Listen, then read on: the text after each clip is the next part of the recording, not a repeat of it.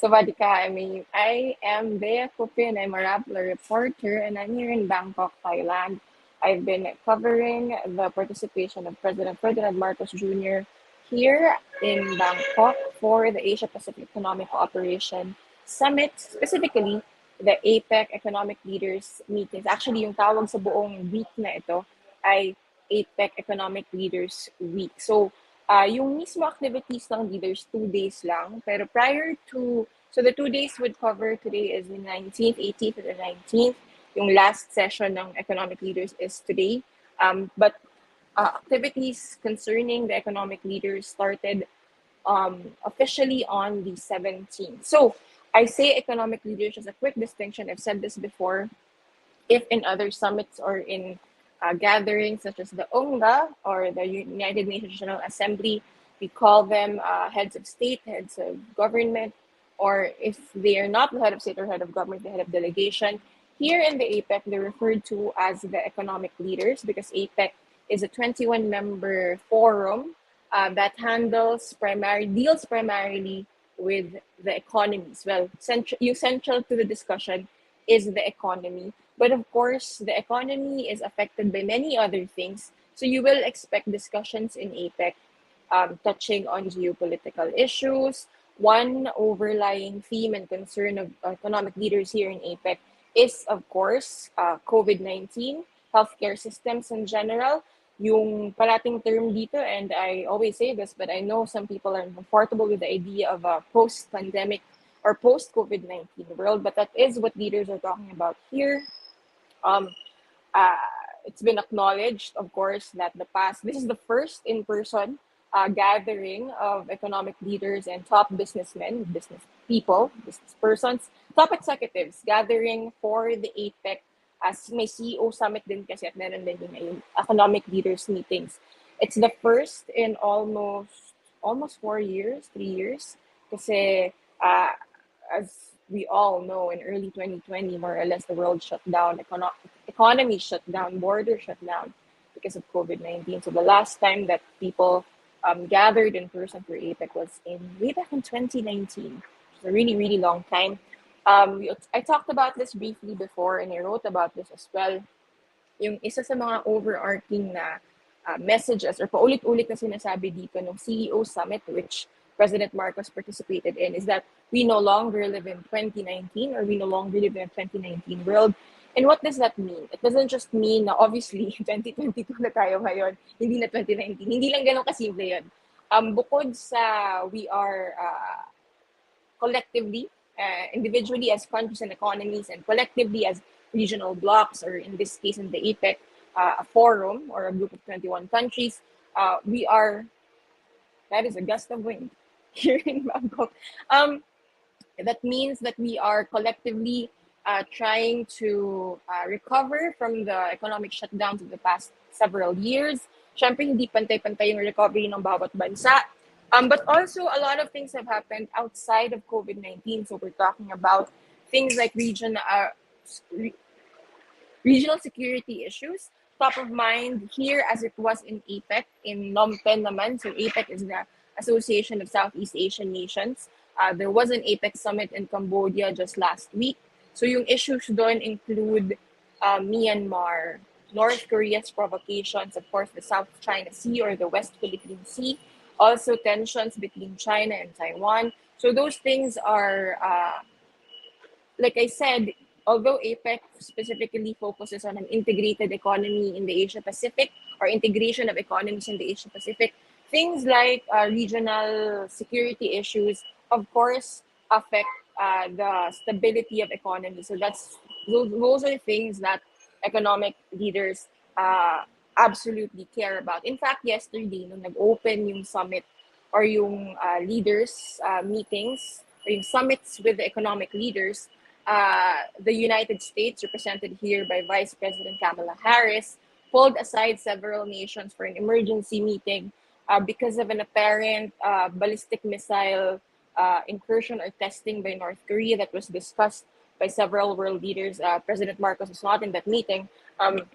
And also before the APEC summit in Bali for the G20 summit naman, yeah, correct. Actually, in Cambodia pa lang pinag-usapan na ng heads of government ng Japan, South Korea at ng US. So US President Joe Biden led those efforts. They did talk about the situation in North Korea. So that's not I'm not yet talking about APEC na, pero yun yung context of the discussions happening in Bangkok, Thailand. And definitely these are things that are top of mind for the economic leaders who are here in Bangkok for the APEC. So, for APEC, yun nga, bukod sa, yung overall theme talaga is really post-COVID economic recovery, and that also includes, parang yung paulit-ulit na sinasabi ni President Marcos at least, is that APEC used to be or was on track to becoming one of the major economic drivers in the world. Actually, parang half of the economy, I forget the exact numbers, is driven by APEC because APEC nga naman, doesn't just involve, although we are in Southeast Asia right now, hindi lang Southeast Asian countries, obviously yung kasama ng APEC, we have economic leaders currently in Bangkok from New Zealand, France is here, Canada is here, of course, Chinese President Xi Jinping is here, the US, like I said, is represented by Kamala Harris kasi si Joe Biden naman, US President Joe Biden, was the one who participated in ASEAN and G20. G20, hindi tayo kasama sa G20, pero that's also an important thing to note because decisions in G20 absolutely affect the rest of the world. Group of 20, mga mayayaman na economies. Anyway, so quick recap lang of what President Marcos has said here in Bangkok. On the 17th, he joined the CEO Summit. He was part of the first panel of the CEO Summit, actually. Scene setting ng ASEAN, kumbaga laying down the foundations or the predicate of what they would be talking about in the coming days. So you mentioned food security, climate change, and health systems. Briefly, food security, sabi nga niya, it's the lens through which ordinary Filipinos understand things like war, climate change, parang kumbaga literal gut issue, nagiging gut issue siya. Second, of course, health systems. So there's been emphasis in preparing not just for possible, the variants of COVID-19, but also any other possible disease that could be a threat to the world and the world economies, especially. Parang ulit din na sentiment not just by President Marcos, but by a lot of world leaders that we cannot afford another worldwide shutdown of economies because of a disease. So my calls to heighten regional cooperation in terms of preparing for things like emerging diseases and the like. And of course, climate change is also a huge point of discussion. As anyone in the Philippines would know, parang we're one of the smallest contributors to climate change, but we're among those who suffer the most, not just in terms of human suffering, which we all see, diba, parang deaths and destruction, but in terms of the economy, our GDP suffers a lot because of, and that's my earphone dropping, because of more intense storms and the like due to climate change. So, in every summit, hindi lang naman summit or hindi lang meetings yung point or yung dahilan kung ba't andito yung mga world leaders. So, Fiddy and I talked about this in a discussion 2 days ago. One of the things that, yung isa sa mga malalaking bagay dito sa mga summits na ito, yung bilateral meetings. Or actually, yung meetings, both the bilateral, aka the formal kind, or also the side meetings, the informal meetings, literal pull-asides, that they see each other in the waiting rooms or in the holding rooms, and then world leaders or in APEC parlance, heads of economies are able to speak to each other, oftentimes in casual situation, in a casual setting. This could eventually lead to a more formal meeting in the form of a bilateral meeting. Kung yung bilateral kasi napaka-komplikado nun in that maraming protocol involved. It starts usually with ambassadors or the diplomats who officially parang manifest. People use that word for a different connotation nowadays, but they officially tell one country that, hey, our head of state, head of government wants to dialogue with your head of state and head of government. If that country accepts, then you work out scheduling. When will they be in the same country at the same time, perhaps? So, for sure, we parang if you are a world leader traveling to another country to attend a summit or a meeting or a forum, you want to absolutely pack your schedule, and that includes um, inserting bilateral meetings. So here in Bangkok, President Marcos has met with his counterpart. Of course, his first bilateral meeting here was with his counterpart from China, Chinese President Xi Jinping. Yun yung first bilateral on the 17th, actually. And then yesterday, I'm referring to the 19th of November, he spoke to Saudi's Crown Prince MBS, Mohammed bin Salman, also to French President Emmanuel Macron. This morning, he spoke to New Zealand Prime Minister Jacinda Ardern, and later, an hour or a bit from now, he will be speaking to Australian Prime Minister Anthony Albanese. The DFA earlier told us that they expect up to 6 bilateral meetings here in Bangkok. Added context, and like I said, bilateral meetings are uh, parang not weighed down, but they're rife with protocol and procedure. So yun nga, like I said, one party or both parties actually, pwede rin simultaneously, tell each other or tell one another na, hey, our president or prime minister, crown prince or whatever, wants to speak to his or her or their counterpart from your country. Bilateral meetings can also happen between officials of a lower rank. So pwede rin siyang um, foreign ministers, one foreign minister to each other. Basta ang requirement kung baga is it should be um, counterparts of the same stature in their respective governments. So it's considered a break or a breach in protocol if, let's say, a president chooses to meet with someone who is of a lower rank. But of course, these protocols can be breached for like extreme or specific instances. So, but that's an aside already. So yun yung mga bilaterals that happened here. We'll talk more. I'll talk about the highlights of specific bilaterals in a bit. So quick summary lang of the interventions or the manifestations that President Marcos has made here during the APEC. Again, yung focus ng discussions dito sa APEC ay economic betterment and economic integration of its 21 members, 21 economies that are members of APEC. So one thing that President Marcos spoke about was medium to small, micro, small, and medium enterprises or MSMEs. He's actually already talked about this before also in ASEAN, in the context of ASEAN, when he was speaking to the media about the commonalities or what the different countries in the ASEAN bloc have in common. He said something about MSMEs na a huge chunk of the Philippine economy is driven by smaller businesses, although it's the conglomerates that we see all the time. No? And he said he learned or shinare sa kanyang counterparts in other ASEAN countries na it's the same in our situation, although I think in some countries it's much smaller than the Philippines, yung percentage ng MSMEs or the percentage that MSMEs take up in their economies. We also talked about the green post-pandemic recovery, so being environmentally friendly in your approach to building up or recovering from the setbacks of the past several years. Yung green post-pandemic recovery, green economy, isa rin yung overarching theme of the host, that's Thailand.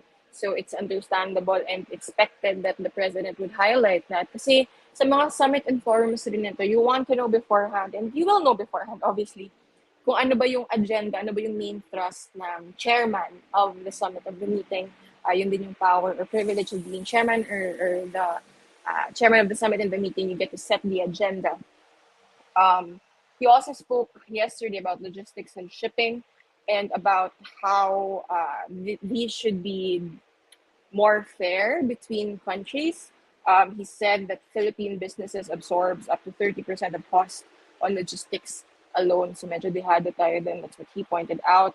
So there's that the importance of improving global supply chains. As we all know, um, it was felt, especially during the pandemic, because of restrictions, because of shutdowns, yung global supply chain like na apektado and dahil doon. So there's a need to revitalize that. And that's not just something that, it's not exactly a new or a fresh idea, but it is something that the president manifested during his interventions, during his the turns in which he was able to speak during the summits in APEC.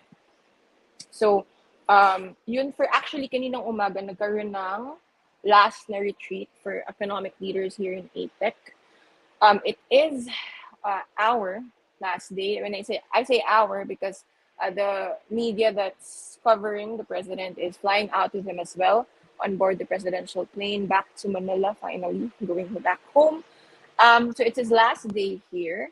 His schedule for today includes two more bilaterals and then meetings with Thailand or Bangkok based businesses. He actually opened up his first day 16 nag-fly 16 kami 16 dumating yung presidential plane or dumating si President Marcos dito. So 16 ng gabi, he had a meeting with a huge Thai conglomerate.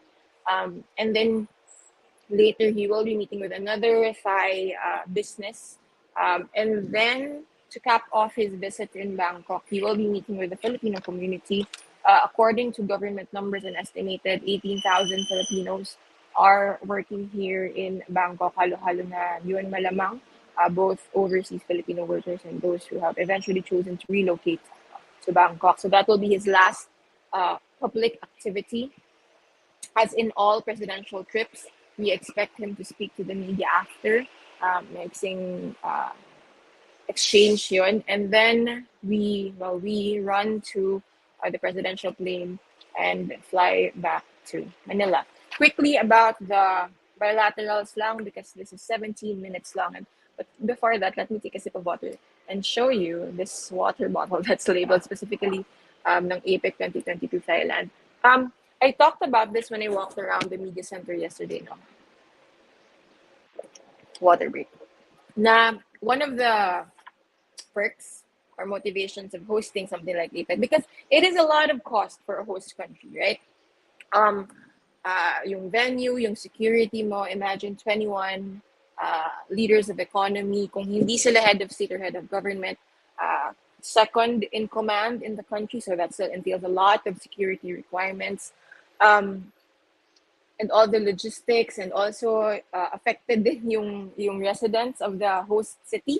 Like for example, in Bangkok, yesterday dun sa convention center where APEC is being held, the street leading up to it is closed, has been shut down for security reasons, obviously.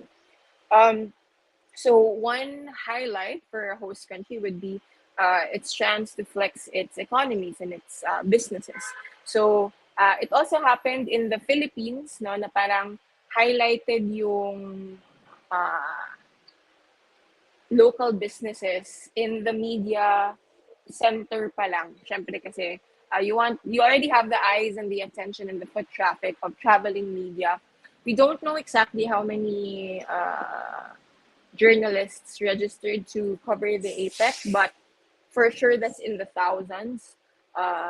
We were told that when the Philippines hosted APEC in 2015, over 6,000 to 5,000, 3,000 to 5,000 journalists registered to cover the APEC. So that's a lot of people. But yun din yun, no? Parang that's the perk that a host country gets. Your hotels are filled up because you have journalists from all over the world, delegations from all over the world, flying in and staying in your hotels, driving the economy also. So that's a huge thing. So push and pull din yun. Laking gastos, pero hopefully, or the host economy always hopes for a lot of investment back in, because of all the people that the summit will be attracting. So yun lang. Aside ulit yun. So China is of course, or was of course, the most highly anticipated na bilateral meeting dito. Actually, nung Nompen pa lang, parang kumbaga na tease na yon ni President Marcos, because when we asked him about the West Philippine Sea and whether he'd bring it up during ASEAN in Phnom Penh. Sabi niya, absolutely, I'd bring it up. And he volunteered himself that he plans on bringing this up when when he talks with China, referring to, of course, President Xi Jinping, his counterpart from China.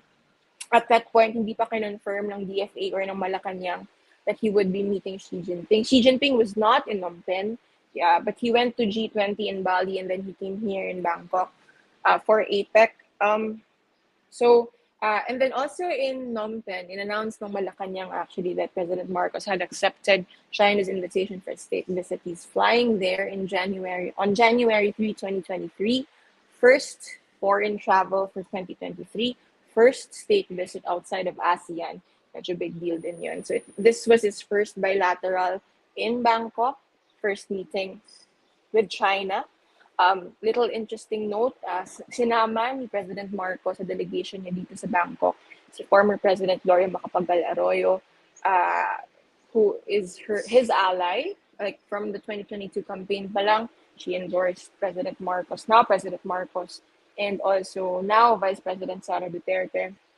So she came along here and she has been sitting in bilateral meetings. So she sat in a bilateral meeting. She sat in the bilateral meeting with China, obviously. So in the bilateral meeting with China, we were not told how long it was exactly, but the interesting thing siguro was the difference in which the two countries cascaded the information from the bilateral. For example, si Ministry of Foreign Affairs ng China, hours after nirelease na nila kaagad. In contrast, sa Philippines naman, the Office of the President, or the Office of the Press Secretary, released two press releases to the public, but in both releases, they didn't mention specifically the South China Sea. They just said regional issues. But it was China who first publicly confirmed that yes, the South China Sea was discussed upon. Xi Jinping told Marcos na discussions of the South China Sea basically yung hinting at it should be a bilateral discussion. President Marcos has said that he is keen on all approaches towards China, be it multilateral or bilateral. But the DFA press release did eventually say that the South China Sea issue does not define Philippine-China relations. President Marcos has also said as much. Nag-respond din si President Marcos in a way dun sa earlier statement ni Xi Jinping to the APEC about warning the region, the area, Asia-Pacific area, of that it should not become an arena for big power contests. Of course, the backdrop there being the rising competition or the increasing and the intensifying competition between the US and China, two superpowers in the world in terms of the economy, geopolitical issues. At sinabi ng China, this wasn't, yung wording nila made it seem na China was suggesting or saying this, not so much na the two countries agreed. Sabi ng China, the two countries should work together to reject unilateralism and acts of bullying, defend fairness and justice, and safeguard peace and stability in the region. So that's the context of the China bilateral. President Marcos is flying to China on January 3, 2023 for his first bilateral outside of Southeast Asia. Finally, the Saudi bilateral was also big in that may malaking regalo si Crown Prince MBS kay President Marcos. And what a gift it was. And I mean that in a neutral term. I'm not saying it's a good thing or a bad thing. 2 billion reals have been set aside to pay overseas Filipino workers who were left unpaid of their hard-earned salaries because their construction company shut down in 2015 and 2016. Hindi pa tayo binibigyan ng Department of Migrant Workers ng full list ng construction companies. They only listed 3 construction companies and more. So may more pa doon. So sabi, according to the Philippines, over 10,000 OFWs are set to benefit from this pledge from the Saudi government. Context also, earlier, actually, nangako na ang Saudi government that they would be paying or isasagot nila yung unpaid salaries ng workers, Filipino workers who were left jobless and also unpaid because their companies went bankrupt. But the earlier promise was much smaller. If I am not mistaken, just over 4 billion pesos. Ngayon yung pledge ay 30.5 billion pesos. So it's a good pledge, but we have to pay attention and see how fast and whether it actually plays out and they fulfill that promise. Kailan mapufulfill yung promises? Again, parang in early 2022, unfulfilled pa yung promise ng 2021 to the pledge to pay out nga yung smaller amount sa OFWs left unemployed and unpaid because their companies shut down. What is not discussed is obviously a human rights agenda. The Crown Prince is controversial, not exactly a advocate of human rights. You can read them up even on Rappler also. You will find out why. Actually, he was in the news around the same time that the bilateral happened in the US naman. For France, they talked about agriculture, nuclear power, and climate because President Marcos has said this earlier, and so President Macron has been pushing for a climate change agenda, leading the charge for that. So they definitely spoke about that. Agriculture as well, and also nuclear power, because a lot of France said Marcos is fueled by nuclear energy. And we're interested in that. But to caveat lang din, kasi si Marcos na rin nagsabi nito na when you talk about energy, like creating new power plants in the Philippines, for instance, that's years in the making. The ballpark figure he gave us 7 years. So that's beyond his term. And energy